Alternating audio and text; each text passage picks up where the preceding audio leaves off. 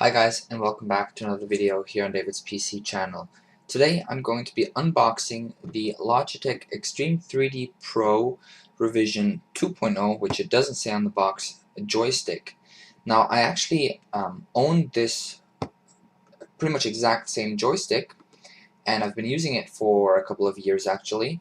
So this is really like just a revision, but it's pretty much still the same product. So this is also going to be a little bit of a review.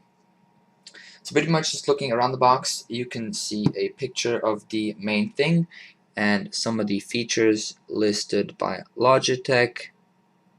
Pretty much a twist handle, which is actually a really handy feature, and some other things. You have programmable keys and actually a little knob in the top to change your view, which is also great.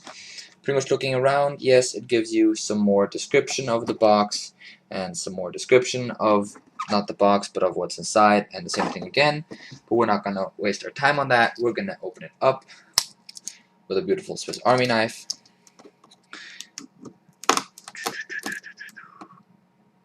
So that did not suffice. That did. And what you get when you open this up is a little tray-like thing which you fold open like so. And I suppose you take out these side doors. It's been a way long time since I took mine out of the box. Alright, so pretty much you get the joystick in the box, which I'm going to put aside, and then you're going to get a little quick start guide. I should probably show you guys a quick start guide with a disc for the drivers and all of that handy stuff. Alright, let's get rid of both of these things. Look at what's inside here. Quick start guide, like I said before, and that CD. Let me just quickly check that there's not anything else inside. Let's try to not rip up this code too much.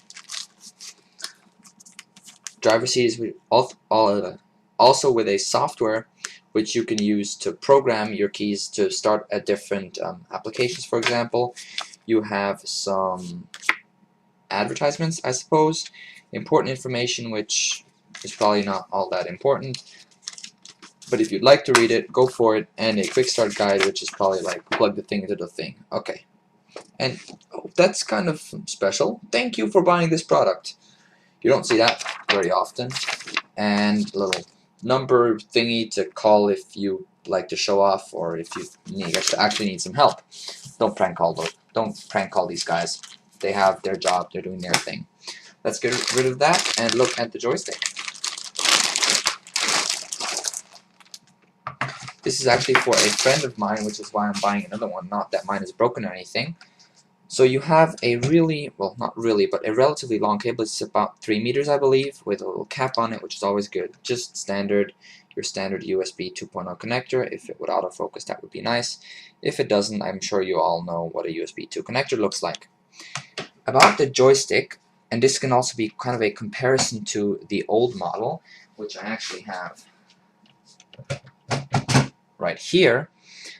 The one thing that I immediately see has changed is actually the texture on the grip itself.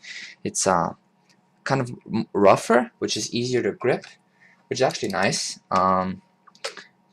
Pretty much everything else has remained identical. Actually, the throttle lever down here for airplanes is actually harder to push, and I don't recall that it actually got looser over time. I think it's actually a cool change. It gives you some physical feedback. So yeah, pretty much that's it for the comparison. Now let's take a look at the device itself.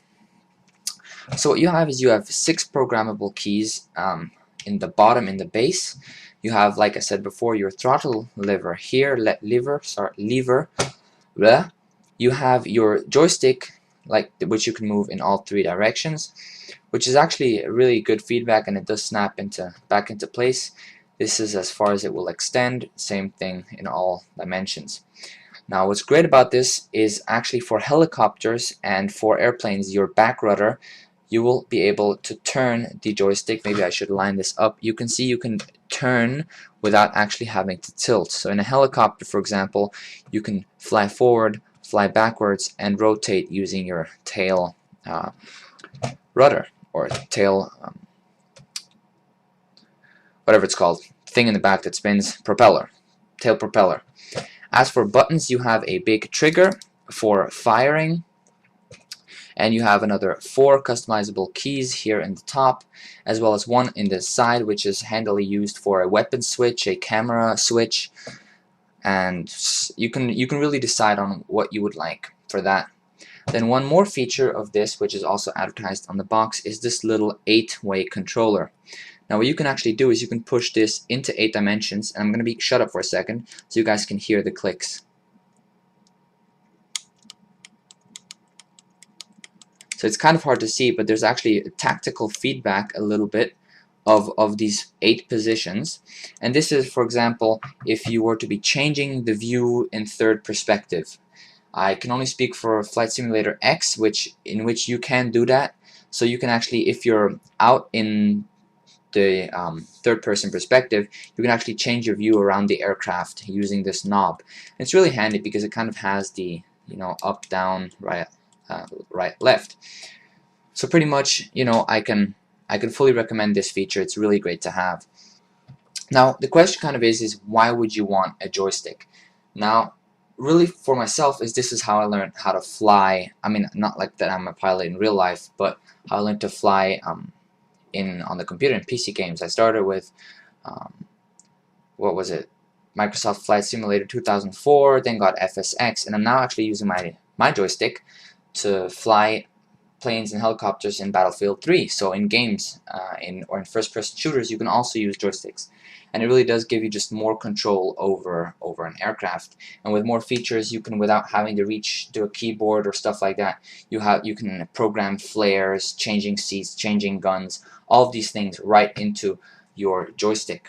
So pretty much I would recommend this to anybody who's serious about flying, either be that in a flight simulator game environment like X-Plane, for example, or FSX, or even for games such as Battlefield 3, which is what I'm also using this mainly now for. So pretty much thank you for checking out this little unboxing and kind of quick look review of this joystick. It is relatively cheap at about 40. I paid 45 bucks for it. But it's definitely worth the money. It's great. It's got great feedback. There are cheaper solutions by Logitech themselves, but really buttons and the extra features make this a worthwhile investment. Thank you for watching. Until next time, take care.